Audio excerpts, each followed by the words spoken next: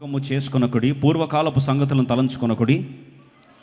ఇదిగో నేను ఒక నూతన క్రియ చేయుచున్నాను, ఇప్పుడే అది మొలుచును, మీరు దానిని ఆలోచింపరా. నేను అరణ్యంలో త్రోవ కలుగజేయుచున్నాను, ఎడారిలో నదులు పారజేయుచున్నాను. దేవుడు చెప్తున్న మాట ఏంటంటే, ఇదిగో నేను నూతన క్రియ చేయుచున్నాను, ఇప్పుడే అది మొలుచును, మీరు దానిని ఆలోచింపరా. చాలాసార్లు మన ఆత్మీయ జీవితంలో లేదా దైనందిక జీవితంలో మనందరికీ ఉన్న ఒక సమస్య ఏంటంటే, నూతన క్రియ దేవుడు ఎందుకు నా జీవితంలో ఇంకా చేయడం లేదు? Why God is not still beginning his new work in my life?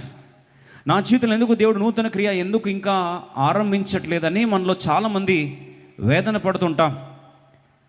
వాస్తవంగా ఈరోజు ఈ అంశాన్ని ఆలోచిస్తున్న సందర్భంలో చాలాసార్లు మనకున్న సమస్య, ఎందుకు దేవుని నూతన కార్యం మన జీవితంలో జరగకుండా అడ్డుపడుతుంది? Why the new work of God is being paralysed in our life. ఇంకొక మాటలో, what paralyses the new beginnings as assured by God? ప్రభు అంటున్నాడు, ఇదిగో నేను నూతన క్రియ చేస్తాను. క్రియ చేసేది ఎవరండి? దేవుడు. వాగ్దానం చేసేది ఎవరు? దేవుడు. మరి నూతన క్రియ చేయబోతున్నా అని చెప్పిన దేవుడు, చేయుచున్నానని చెప్పిన దేవుడు, ఒక్కసారి ఆ టెన్స్, ఒక్కసారి టెన్స్ అంటే తెలుగులో ఏమంటారండి? ప్రజెంట్ టెన్స్, పాస్ట్ టెన్స్ అంటారు కదా. ఒక్కసారి టెన్స్ చూడండి, దాంట్లో చేస్తాను, చేశాను, చేస్తున్నాను. ఇప్పుడు దానికి ఏం రాస్తుంది అక్కడ?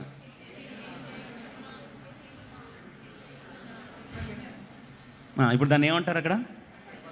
కంటిన్యూస్ టెన్స్ కదా. అంటే కార్యాన్ని నూతన క్రియ చేయడం దేవుడు ఆల్రెడీ ఆరంభించేశాడు. ప్రస్తుతము చేస్తున్నాడా, చేస్తాడా? చేస్తున్నాడు కదా. ఎంతమంది మాట అర్థమైంది? కానీ మన సమస్య ఏంటంటే, దేవుడు చేస్తున్నాడని మాకేం అనిపించట్లేదు. ఏంటి? మాకేమీ రుజువులు కానీ ప్రూఫ్లు కానీ ఏమి మా కళ్ళ ముందు ఏమి కనిపించట్లేదే. మరి దేవుడు చేస్తున్నాడని మేము ఎలా అనుకోవాలి? How can we think? రెండో మాట అదే వచ్చిన చూడండి, అది ఆల్రెడీ వర్క్ బిగిన్ అయిందా, బిగిన్ అవుతుందా, లేకపోతే గతంలో చేశాడా?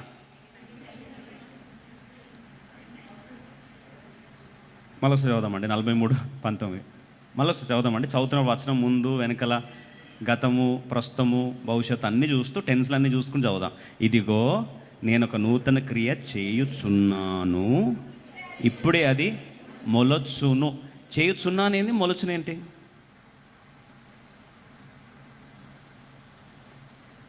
చేయుచున్నానంటే ప్రజెంట్ కంటిన్యూస్ కదా, అర్థమైన చేతండి. మొలచును అంటే బ్రదర్ పోయి ఈరోజు సండే రోజులు పాస్ట్ టెన్స్లు, ఫ్యూచర్ టెన్స్లు ఎందుకు మాకు ఈ తలనొప్పి ఎందుకంటారా? అందులోనే మెసేజ్ ఉంది యాక్చువల్గా. ఇదిగో నేను నూతన క్రియ. గమనించండి, దేవుడు నూతన క్రియ చేయడానికి కొరకు సంసిద్ధంగా ఆ కార్యాన్ని ఆరంభించాడు. నూతన క్రియ చేయాలన్న ఆ యొక్క భీష్మించుకున్న కార్యాన్ని దేవుడు ఆల్రెడీ ఏం చేశాడు? చేస్తూ ఉన్నాడు.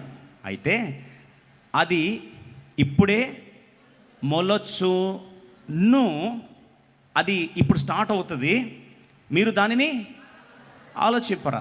అంటే ఆల్రెడీ వర్క్ అంతా, ప్లాన్, బ్లూ ప్రింట్ అంతా రెడీగా ఉంది. దాని మీనింగ్ ఏంటంటే, ఆల్రెడీ బ్లూ ప్రింట్ అంతా రెడీగా ఉంది, నేను ప్లాన్ అంతా కూడా పర్ఫెక్ట్గా అంతా ముందే రెడీ చేసి పెట్టాను. ఆల్రెడీ ఆ కార్యం అంతటిని ఇప్పుడు వర్క్ స్టార్ట్ చేస్తే, జనరల్ బిల్డింగ్ కన్స్ట్రక్షన్ స్టార్ట్ చేస్తే, భౌతికంగా బిల్డింగ్ కన్స్ట్రక్షన్ స్టార్ట్ చేయక మునుపు అది ఫస్ట్ దేంట్లో ఫ్రీజ్ చేస్తారు? ప్లానింగ్ స్టేజ్లో బ్లూ ప్రింట్ ముందు ఏం చేస్తారండి? ఫ్రీజ్ చేస్తారు. ఇప్పుడు ప్లానింగ్ స్టేజ్లో ఆల్రెడీ ఒక ప్లాన్ నమూనా రెడీ అయిన తర్వాత అప్పుడు ఏం చేస్తారు? సైట్ మీదకి వస్తారు కదా. ఇప్పుడు సైట్ మీదకి వచ్చేదేమో రెండో లైన్లో ఉంది, బ్లూ ప్రింట్ ఫస్ట్ లైన్లో ఉంది. ఇప్పుడు మళ్ళీ ఒకసారి చదువు, అర్థమైపోతుంది మనకు. అంటే ఒక మాట ఆలోచిస్తాం, ఇప్పుడు బిల్డింగ్ అంతా కిందంతా ఇప్పుడు జస్ట్ ఒక ఖాళీ ల్యాండ్ ఉందండి, కానీ ఎలా కట్టాలి ఏంటని ముందే మనకు ఒక ప్లాన్ మైండ్లో వేసుకుంటామా, లేదా ఉత్తకొచ్చి కడతామా? ఎవడైనా అట్లా కడతాడండి? ముందేం చేస్తాడు? ప్లాన్ వేసుకుంటాడు, ముందే ఒక బ్లూ ప్రింట్ వేసుకుంటాడు, ముందే దాన్ని అంతా డిజైన్ రెడీ చేసుకొని, ఇది ఇలా కట్టాలి, ఇలా ఫౌండేషన్ వేయాలి, ఇలా స్ట్రక్చర్ రావాలని ముందే ఒక పిక్చర్ అంతా ఏం చేస్తాడు? రెడీ చేసుకొని, ఇప్పుడు బాగా వినండి, ఆల్రెడీ బ్లూ ప్రింట్ రెడీగా ఉంది, ఆటోకాడ్ డిజైన్ అన్ని డిజైన్ రెడీ చేసుకొని ప్లాన్ అంతా పక్కాగా ప్లాన్ రెడీ అయిపోయిన తర్వాత ఇప్పుడు సైట్ మీదకి వస్తారు. సైట్ మీదకి వచ్చి ఏం చేస్తారంటే, ఇప్పుడు స్టార్ట్ అవుతుందండి, ఏది వర్క్ స్టార్ట్ చేస్తున్నాం, మీరు కానీ సహకరిస్తే, ఇప్పుడు సైట్లో మీరు సహకరిస్తే నేను మైండ్లో అనుకున్న ప్లాన్ అంతా ఏం చేస్తా, రెడీ చేసేస్తా. అర్థమేలా చెప్తా. ఇప్పుడు మనం ఏం చేయాలంటే, సైట్ ఇవ్వనంటే ఇవ్వను, నాకు ప్లాన్ అంతా నాకు చూపిస్తే, ప్లాన్ అంతా నాకు చూపించి నాకు నచ్చితే అప్పుడు ఇది మొల్లొచ్చును అనే దానికి నేను పర్మిషన్ ఇస్తా. కలిసి చదువుతాం అందరం కలిసి. ఇప్పుడు వచనం చదివితే చాలా క్లియర్ అర్థమవుతుంది. ఇదిగో నేను ఒక నూతన క్రియ చేస్తూ ఉన్నాను, ఇప్పుడే అది మొలొచ్చును, మీరు దానిని ఆలోచింపరు. You have to think about it. అంటే ఇప్పుడు నువ్వు ఆలోచించకపోతే ఆ కార్యము మొలవదు, ఆలోచించకపోతే ఆ కార్యము మొలవదు. ఆ కార్యము మొలవకపోతే నేను ఆరంభించి కూడా కార్యము ఆల్రెడీ బ్లూ ప్రింట్ పెట్టుకొని కూడా అది ఎగ్జిక్యూట్ చేయలేను. అందుకొరకే దాన్ని అర్థం చేసుకోవడం కొరకు దేవుడు జ్ఞాపకం చేస్తున్న మాట, సమూయేలు జీవితంలో దేవుడు స్పష్టంగా మాట్లాడుతూ వచ్చు. ఒకరోజు సమూయేలు గ్రంథం 16వ అధ్యాయంలో ప్రభువు అన్నాడు, ఓ సమూయేలా, నువ్వు ఇంకెంతకాలం ఏడుస్తావు? How long you want to cry? చాలా కాలం ఏడుస్తూ వచ్చావు, ఏడుస్తూనే ఉన్నావు. ఇప్పుడు నా ప్రశ్న అడుగుతున్నా, ఇంకెంతకాలం ఏడుస్తావు, ఇంకెంతకాలం బాధపడతావు, ఇంకెంతకాలం ఇలాగే దిక్కుతోచిన స్థితిలో విలపిస్తూ నీ కన్నీరుని, నీ శక్తిని, నీ సామర్థ్యాన్ని, సమస్తాన్ని విడిచిపెట్టేసి ఆ ఫెయిల్డ్ ఎక్స్పెక్టేషన్లు అక్కడ ఆగిపోయావు. ఓడిపోయిన కళ, ఓడిపోయిన ప్రణాళిక, ఓడిపోయిన బంధం, ఓడిపోయిన వివాహము, ఓడిపోయిన వ్యాపారం, ఓడిపోయిన ఆ ప్రణాళికలు, ఓడిపోయిన దర్శనం, చితలాకుతలం అయిపోయిన, అతలాకుతలం అయిపోయిన దర్శనము, అన్నీ ఇంకా అక్కడే స్టక్ అయిపోయి ఉన్నావు. నేనేమో నూతన క్రియ చేయాలని ఆశపడుతున్నా, అది ఆల్రెడీ నూతన క్రియను ఆరంభించేశాను. ఇప్పుడు అది నీ ప్రాంతంలో ఏం కావాలి? ఆరంభం మొలవాలి. ఇప్పుడు మొక్క ఆల్రెడీ దేవుడు విత్తనం వేసాడు, ఇప్పుడు అది ఏం కావాలండి? మొలక రావాలి.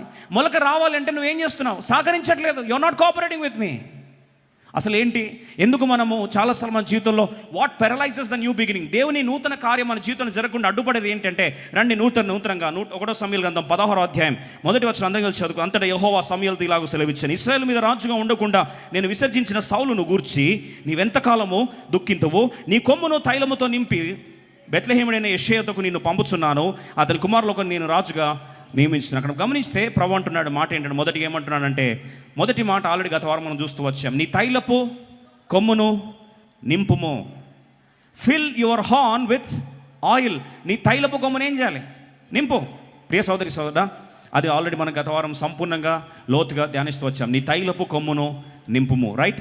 ఇప్పుడు రెండో పాదకు వస్తాం, రెండో స్టెప్కి వస్తాం. దేవుడు నూతన కార్యం మన జీవితంలో చేయడానికి సిద్ధంగా ఉంటే కూడా ఏది అడ్డుపడుతుంది? What is paralysing the plan of God? What is paralysing the new beginning that is God his plan for us? And what is actually hindering the breakthrough in our life? ఏది అడ్డుగా నిలిచిందో నూతన తలంపుని ఈరోజు రెండో తలంపుగా మనం అందరం కలిసి ధ్యానించడానికి 1వ సమూయేలు గ్రంథం 16వ అధ్యాయము 1వ వచనంలో రెండో భాగం చదువుతున్న జాగ్రత్త వినాల్సి మనం చూస్తున్నాం. నీ కొమ్మును తైలముతో నింపుము, బెత్లెహేముడైన యెషయతకు నిన్ను పంపుచున్నాను. ఇప్పుడు దేవుడు అంటున్నాడు, సమూయేలు నిన్ను పంపుచున్నా, I am going to send you, నేను నిన్ను పంపిస్తాను అంటే వెంటనే పంపిస్తానంటే మనం కూడా ఏమంటాం? ఇదే మాట దేవుడు మనతో అన్నాడు అనుకో, new plan, new dreams, new vision, new beginning. నిన్ను పంపిస్తాను అంటే నెక్స్ట్ మనం ఏమంటాం? ఎక్కడ పంపిస్తావు? ఎవరి దగ్గర పంపిస్తావు? ఎంతకాలం పంపిస్తావు? పంపిస్తే ఎవరిని కలవాలి? కలిసిన తర్వాత ఏమవుతుంది? ఏమైనా అవుతుందా? ఏమైనా మార్పు ఉంటుందా? ఇవన్నీ ప్రశ్నలు అడుగుతామా లేదా అండి? ఇక్కడే ప్రాబ్లం వస్తుంది మనకు. ఆల్రెడీ గతంలో గాయం అయితే ఇంకా నెక్స్ట్ న్యూ కార్యం, నూతన కార్యం దేవుడు చేస్తానంటే మనము ప్రశ్నలు పెరుగుతాయా తగ్గుతాయా? ఆల్రెడీ ఉన్నట్టు చెప్పండి. ప్లాన్ ఏ సాల్వ్ ఏమైంది? ఫెయిల్ అయింది. ఇప్పుడు ప్లాన్ బి నూతన క్రియ ఆరంభిస్తున్నా అంటే క్వశ్చన్లు పెరుగుతాయా తగ్గుతాయా? చాలా ప్రశ్నలు వస్తాయి. ఎందుకంటే ఒక్కసారి దెబ్బతిన్న తర్వాత దెబ్బతిన్న ప్రాంతంలో ప్రశ్నల వర్షం ఇట్లా పెళ్ళుబుకుతుంది, ఇట్లా షవర్లాగా లేస్తుంది. అలా పెళ్ళుబికినప్పుడు ఇప్పుడు సమూయేలుతో అంటున్నాడు, సమూయేలు సమస్య మన సమస్య, మన ప్రాబ్లం, సమూయేలు దైవజనుడు ప్రాబ్లం, రెండు same to same. Behold, go, నువ్వు బయలుదేరి వెళ్ళు అంటే 2వ వచనం అందరం కలిసి చదువుదాం. సమూయేలు 16:2. సమూయేలు, నేను ఎట్లు వెలుదును? How can I go? ఇదే మన ప్రాబ్లం. గో అంటే హౌ కెన్ ఐ గో? ఎట్లా పోవాలి? నేను ఎట్లా పోవాలి ప్రభువా? లేదు సమూయేలు, నువ్వు వెళ్ళాల్సిందే, మొలుచును, దేవుని నూతన కార్యం చేయబోతున్నా. ఇదిగో నీ పాత కార్యం సౌలు అయిపోయింది, కొత్త కార్యం దావీదు నిబంధన నేను స్థిరపరచబోతున్నా అంటే అక్కడ విషాదం ఏంటంటే నూతన కార్యము, ప్లాన్ ఏంటి, ప్రపోజల్ ఏంటి, ఏమీ దేవుడు చెప్పలే. ఒక మాట చెప్పి మళ్ళీ ఆశపడుతున్నా. నూతన కార్యం విషయం డీటెయిల్స్ ఎంత ఇచ్చాడు? ఎంత డీటెయిల్స్ ఇచ్చాడో తెలుసా? 3 డీటెయిల్స్ ఇచ్చాడు. నువ్వు బెత్లెహేంపురంకి వెళ్ళాలి. బెత్లెహేంపురం అంటే బాగా వినండి, బైబిల్లో బెత్లెహేము, ఎఫ్రాతా, యేసుప్రభు వారి యొక్క జన్మస్థలంలో మాట్లాడుతూ నువ్వు అల్పమైన దానవి అంటే అర్థం ఏంటంటే, ఇన్ని రోజులు నేను ఎలా చూశారు అందరూ? అల్పముగా చూశారు. ఇక మీద నువ్వు అల్పమైన దానవి కాదు, నీలో నుండి వస్తాడని రాస్తుంది కదా. ఇప్పుడు బెత్లెహేం అంటే మోస్ట్ లీస్ట్ ఎక్స్పెక్టెడ్ ప్లేస్. ఎందుకు తెలుసా? బెత్లెహేం ప్రాంతంలోనే యాకోబు ప్రియమైన భార్య అయిన రాహేలు బిడ్డను కంటూ బెన్యామీను ఇచ్చింది. బెన్యామీను జన్మ, రాహేలు మరణం 2 ఒకే ప్లేస్లో జరిగాయి. అది ఏ ప్లేస్లో? బెత్లెహేంలో జరిగాయి. ఇప్పుడు బెత్లెహేం అంటే ఒక ప్రాంతంలో చనిపోతే మనకు ఆ ప్లేస్లో ఏం గుర్తొస్తాయి? త్వరగా చెప్పాలి. మీరు ఒక ప్లేస్కి వెళ్ళారండి, మీ ప్రియమైన వాళ్ళు చనిపోయారు అక్కడ, మీకు ఆ పోతే ఏం గుర్తొస్తుంది ఆ ప్లేస్లో? ఇప్పుడు సడన్గా దేవుడు అన్నాడు బెత్లెహేం పొమ్మన్నాడు, ఫస్ట్ మీకు ఏం గుర్తొస్తుంది? నెగిటివ్ గుర్తొస్తా, పాజిటివ్ గుర్తు? ఉన్నాను చెప్పండి. నెగిటివ్ గుర్తొస్తుంది. దేవుడు అంటున్నాడు, నేను నూతన క్రియ ఆరంభిస్తా, నువ్వు బయలుదేరి ఎక్కడికి వెళ్ళాలా? బెత్లెహేం పోవాలా? ఫస్ట్ ప్లాన్ ఏమో బెత్లెహేం అంట. బెత్లెహేంకి వెళ్ళిన తర్వాత అక్కడ ఎవరి ఇంట్లో కంట? యెషయా ఇంట్లో కంట. యెషయా ఇంట్లో కంటే మనం అనుకుంటాం, అవునే చాలా సింపుల్ చేశాడు కదా దేవుడు, చాలా సులభంగా చెప్పేశాడు కదా, ఆప్షన్ అంటే లేదు. యెషయాకి 8 మంది కొడుకులు. ఏ కొడుకును అభిషేకించాల పేరు చెప్పాడా? రండి, ఇట్లే ఉంటుంది మన ప్రాబ్లం కూడా. ఎందుకు మనం పోలేం ముందుకంటే, మనకు సడన్గా దేవుని నూతన కార్యం ఆరంభిస్తానంటే మనకు డీటెయిల్స్ అన్ని, బ్లూ ప్రింట్ అంతా ఫుల్ డీటెయిల్స్ వస్తాయి తప్ప ముందుకు అడుగు వెళ్ళమంత ఈజీ కాదు. అది చాలా కష్టపడతాం మనం. 100 ప్రశ్నలు మనకు వస్తే ఆ ప్రశ్నలకు అన్ని జవాబు పొందితే తప్ప ముందుకు అడుగు వేయడానికి ఇష్టం రాదు, ధైర్యం సరిపోదు. ఒప్పుకుంటారు లేదా? అక్కడ సమూయేలుకు దేవుడు ఏం చెప్తున్నాడంటే, 1వ వచనం ఎండింగ్ చూడండి, నీకు తైలపు కొమ్ము నింపుకో, బెత్లెహేమీయుడైన ప్లేస్ బెత్లెహేం చెప్పాడు. వ్యక్తి ఎవరట? యెషయా యొద్దకు నిన్ను పంపుతున్నాను, అతని కుమారులలో ఒక్కనిని నేను రాజుగా నియమించాను. ఇప్పుడు కుమారులు 8 మంది అయితే 8 మందిలో ఒక్కడిని రాజుగా చేయాలంటే ప్రాబబిలిటీ పర్సంటేజ్ ఎంత అండి? ఇప్పుడు 2 ఉన్నారు, 2లో ఒకరు సెలెక్ట్ చేయడం, మీకు 2 శారీలు కట్టుకోవాలనుకోండి, 2 ఒక శారీ కట్టుకోవాలండి, 2 ఉన్నాయి. అప్పుడు ఆప్షన్ ఈజీ అవుతుందా, కష్టం అవుతుందా? ఈజీ అవుతుంది. ఇప్పుడు ఆ 2 కాస్త 8 అయితే కట్టడానికి ఒకటే ఉంది అవకాశం, కట్టడానికి ఒకటే ఉంది, కానీ మీకు ఆప్షన్స్ ఎన్ని ఉన్నాయి? 8 ఉన్నాయి. సగం అర్ధగంట దానికే పోతుంది కదండి. ఇదే అలా, ఇదే అలా, అదే అలా. ఇప్పుడు 2 ఉంటే 50% ప్రాబబిలిటీ, 8 ఉంటే ఇప్పుడు ఫెయిల్యూర్ రేట్ పెరిగిందా తగ్గిందా? ఫెయిల్యూర్ రేట్ పెరుగుతుందా తగ్గుతుందండి? పెరుగుతుంది. ఎందుకంటే ఆప్షన్స్ పెరిగాయి. ఆల్రెడీ ఒక వ్యక్తిని చేసి అది ఫెయిల్ అయితే ఇప్పుడు సెకండ్ టైం ఆప్షన్లో 8 ఆప్షన్లు ఉంటే ఇప్పుడు దాంట్లోంచి ప్రాబబిలిటీ తప్పు చేయడానికి 8 టైమ్స్ ఉంది ప్రాబబిలిటీ. 2 ఉంటే 2 టైమ్స్, 8 ఉంటే 8 టైమ్స్ ప్రాబబిలిటీ తప్పు చేయడానికి. ఇప్పుడు ఇంత కాంప్లికేటెడ్ పరిస్థితి పెడితే మరి పొమ్మంటే మనం కూడా అడుగుతాం, ఏమని? నేను ఎట్లు వెళ్ళేదను, నువ్వు వెళ్ళమంటున్నావు, బాగుంది, how can I go? Problem ఏంటంటే ఒక అడుగులేస్తూ పోతే ఏమవుతుందో తెలుసా అండి? అక్కడ సౌలుకు కానీ న్యూస్ తెలిస్తే, ఇంకొక వ్యక్తిని రాజుగా చేయబోతున్నారని తెలిస్తే ఫస్ట్ ఆఫ్ ఆల్ ఎవరిని చంపేస్తాడు? సమూయేలు చంపేస్తాడు. అంటే ప్రాణ సంకటం ఉంది. There is 100% risk for his life. ఆలోచించండి, నూతన కార్యం జరగడానికట, ఇప్పుడు బాగా వినండి, నూతన కార్యం జరగడానికి ఫస్ట్ 100% రిస్క్ ఎవరిది? సమూయేలు యొక్క జీవితం. రెండవది లీస్ట్ ఎక్స్పెక్టెడ్ ప్లేస్ ఏది? బెత్లెహేం. ఎక్స్పెక్టేషన్ లేదు అది. Now he was about to expect unexpected from the unexpected place. రెండవది the least chances of survival, because తెలిస్తే సమూయేలుకు తెలిస్తే, సౌలుకు తెలిస్తే సమూయేలు ఏం చేస్తాడు? చంపేస్తాడు. ఇప్పుడు ఆడ్స్ తనకి అగెయిన్స్ట్గా ఉన్నాయా, పాజిటివ్గా సపోర్ట్గా ఉన్నాయా? అగెయిన్స్ట్గా ఉన్నాయి. సరే పోనీ ఇవన్నీ చెప్పిన తర్వాత పేరేమని చెప్పాడా? చెప్పలే. వ్యక్తి పేరే చెప్పాడా? పోనీ చెప్పకపోయినా వ్యక్తి గుర్తుపట్టడానికి కళ్ళు అలా ఉంటే ఆధార్ కార్డులో పలాని ఎండింగ్ నెంబర్ అదని చెప్పాడా? ఏం చెప్పలే. 8 మందిలో పోతే యెషయా కొడుకు ఎవరో అక్కడికి వెళ్తే నేను చెప్తా. ఫస్ట్ ఆఫ్ ఆల్ యెషయా కొడుకులో ఒకరిని ఏం చేయాలి? రాజుగా చేయాలి.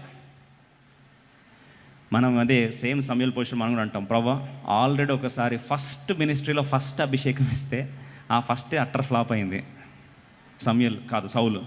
ఓడిపోతే ఇప్పుడు ఇంకోసారి పోతే నేనైతే అట్లాంటి పనులు చేయను ప్రభా. వ్యక్తి ఎవరో చూపి, ఎన్ని సంవత్సరాలు ఉంటాడో చూపి, ఆయన రాజ్యం బాగా చేస్తాడో లేదా చెప్పు, ఆయనకి ఎన్ని వాగ్దానాలు అన్నీ చెప్పు. అవన్నీ చెప్తే అప్పుడు కన్ఫామ్ క్లారిటీ వస్తే అప్పుడు ఏం చేస్తా, అభిషేకిస్తా. ఈసారి మాత్రం ఫెయిల్యూర్ యాక్సెప్ట్ చేయలేను ప్రభా అంటామా లేదా? అంటారా లేదండి? ఒకసారి దెబ్బతిన్నులకు అర్థమవుతుంది. నెక్స్ట్ టైం ఎన్ని జాగ్రత్తలు తీసుకుంటారు. క్లారిటీ దొరికితే తప్ప ముందుకు పోవడానికి ధైర్యం సరిపోదు. మనం కూడా అంటాం, హౌ కెన్ ఐ గో, ఎలా పోవాలి ప్రభా? నువ్వు పొమ్మంటున్నావు, బాగానే ఉంది, ఎలా పోవాలి నేను? ఎందుకు చెప్తున్నా ఈ మాట అంటే, ఎలా పోవాలి అని ఆలోచిస్తున్నావు, ప్రశ్న అడుగుతున్నా అంటే ఈరోజు ఒక మాట అడుగుతున్నాను దేవుని సేవకంగా. పొమ్మని చెప్పింది ఎవరు? ఎవరండి? దేవుడు. కాపాడాల్సిన బాధ్యత ఎవరిది? దేవుంది. పరిస్థితులన్నీ కూడా వ్యతిరేకంగా ఉంటే మార్గము సరళం చేయాల్సిన బాధ్యత ఎవరిది? మార్గము ఎడారిలో సెలయేరులను ప్రవహింపజేస్తా, నూతన కార్యము చేస్తానన్నాడా, చేసుకో అన్నాడా? యెషయా 43:19 ఏముంది? బిహోల్డ్ ఐ విల్ డూ అన్నాడా, యూ షెల్ డూ అన్నాడా? I will do. మరి ఆయన చేస్తా అన్నప్పుడు మనకి ఎన్ని ప్రశ్నలు కదా, ఎన్ని ఆలోచనలు కదా, ఎన్ని సందిగ్ధ ప్రశ్నల మధ్యలో చితికిపోతున్నామా? ఈరోజు ప్రభు మనతో మాట్లాడుతూ ఉన్నాడు. చాలాసార్లు మన జీవితంలో కూడా, దేవా ఎందుకు ఇలా చేస్తున్నావు నాయన? మొత్తం చెప్తే, క్లారిటీ చెప్తే అడుగులేస్తా ప్రభా, ఇక్కడ నాకు ఏం క్లారిటీ తెలుసని ప్రభా. ఆల్రెడీ ఒకసారి చేతులు కాల్చుకొని ఈసారి మొత్తం నా పరిస్థితి ఏంది ప్రభా, ఇట్లెందుకు నాతో ఆడుకుంటున్నావు ప్రభా అనమా? అంటామా లేదండి? ఈరోజు ఒక మాట చెప్పాలని ఆశపడుతున్నా. ఎందుకు దేవుని కార్యము జరగాల్సిన కార్యం ఎందుకు జరగట్లేదు తెలుసా? You know why God's plans and visions are getting paralysed. మన జీవితంలో ఎందుకు దేవుడు చేయాల్సిన నూతన కార్యము అది ఇప్పుడే మొలచును అంటే మరి నువ్వు ఏం చేయాలి? కార్యం మొలవాలి అంటే ఆల్రెడీ ఆ మొలిచే కార్యం కొరకు నువ్వు ఏం చేయాలి? సహకరించాలి. కానీ విషాదం చెప్పాలని ఆశపడతా ఉన్నా. చూడండి, ఎందుకు దేవుడు సమయలు జీవితంలో ఆ కార్యం మొలచునని చెప్తే మొలవాల్సిన కార్యం ఎందుకు జరగట్లేదో ఈరోజు దేవుని కార్యంకు అడ్డుపడుతున్న కొన్ని కారణాలను మీ ముందు జ్ఞాపకం చేయాలని ఆశపడతా ఉన్నా. చూడండి, చాలాసార్లు మన జీవితంలో కూడా ఇదే సమస్య, మన జీవితంలో కూడా ఇదే గాయం, మన జీవితంలో కూడా ఇదే వేదన, మన జీవితంలో కూడా ఇదే, ఎందుకయ్యా నా జీవితంలో జరగాల్సిన కార్యం ఎందుకు జరగట్లేదు? సరే, మరి ఇప్పుడు ఆ వ్యక్తి ఎవరు, ఏం చేయబోతున్నారు, ఏంటి, ఇదంతా ఎప్పుడు చెప్తారంట దేవుడు? 1 సమూయేలు గ్రంథం 16వ అధ్యాయం రండి, అందరం కలిసి 3వ వచనం చదువుకుందాం. చూడండి, complete blue print, complete plan అనేది ఎప్పుడు ఇస్తాడట దేవుడు? దేవా నువ్వు నాకు ప్లాన్ ఇస్తే తప్ప నేను కదలను అనేది మన ఒక తలంపు అయితే, ఇప్పుడు ప్రభు వాస్తవంగా సమూయేలుతో అంటాడు, నువ్వు బయలుదేరిపోతే ఎప్పుడు ఇస్తావు ప్లాన్? 3వ వచనం కలిసి చదువుకుందాం. యెషయాని బలి అర్పణకు పిలువుము, అప్పుడు నీవు చేయవలసిన దానిని నీకు తెలియజేతును. ఎప్పుడట? అప్పుడు. జాగ్రత్త వినండి. కంప్లీట్ ప్లాన్ అనేది బైబిల్లో ఎప్పుడు దేవుడు చెప్పడు. మళ్ళీ ఒకసారి చెప్తున్నాను, కంప్లీట్ ప్లాన్ ఎలా చేస్తాడు, ఎప్పుడు చేస్తాడు, ఎంత దూరం చేస్తాడు, ఆ వ్యక్తి ఎలా ఉంటాడు, ఆ ప్లాన్ ఎలా ఉంటుంది, ఈ 100% టోటల్ రెవల్యూషన్ అనేది దేవుడు ఎవ్వరికి ఎప్పుడు ఇవ్వడు. ఇది నమ్మకపోతే 100 కొలది రెఫరెన్స్ చూపించాలని ఆశపడుతున్నా. మళ్ళీ ఒకసారి చెప్తున్నా, God's revolution is never instantaneously revealed 100%. దేవుని ప్రత్యక్ష అనేది ఒకేసారి 100% ఎప్పుడు కూడా దేవుడు రివీల్ చేయడు. లైఫ్ విషయంలో, జీవితం విషయంలో, ప్రత్యక్ష గుడారము, దేవాలయం విషయంలో ప్లాన్లు వేరు, అది వేరు. నూతన కార్యం దేవుడు చేయబోయే కార్యాన్ని ఎప్పుడు కూడా 100% దేవుడు ఎప్పుడు రివీల్ చెయ్యడు. మరి మీరు అనొచ్చు, మరి చేయకపోతే ఏంటి పరిస్థితి? ఆయన ఎప్పుడు రివీల్ చేయాలన్నా సరే దేవుని యొక్క ఆ ప్రకటన, రెవల్యూషన్ అనేది, ప్రత్యక్షత అనేది ఎలా దేవుడు రివీల్ చేస్తాడంటే స్టెప్ బై స్టెప్ రివీల్ చేస్తాడు.